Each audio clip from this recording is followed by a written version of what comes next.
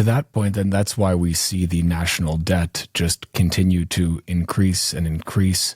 And even the interest that we owe on that national debt is now comparable or perhaps even more than our annual military expenditure, which is quite large for the United States. And that's just the interest on the debt.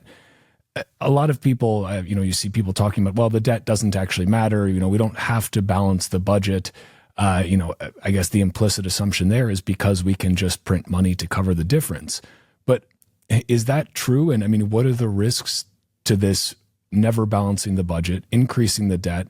How does this affect regular people? And does anything stop this?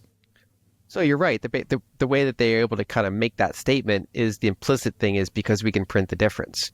But the downside is that printing the difference negatively affects some people, particularly anyone holding cash, anyone holding bonds, basically the people that are holding parts of the fiat system, or that have their income denominated in it. A thing I like to point out is that whenever you have a expanding money supply, it benefits one side. Like every contract is now affected by government decisions that affect debasement.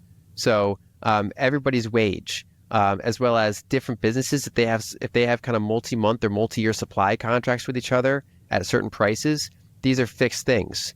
And for example, if you're an employee and you get a certain wage, and the money supply is growing every year, the burden is on the employee side to try to increase their wage every year, whereas the employer has the built-in advantage of the, kind of the status quo. And especially we talked about how there's a difference between money supply growth and CPI. So it's easier for the employer to point to CPI and say, well, maybe I'll give you that number.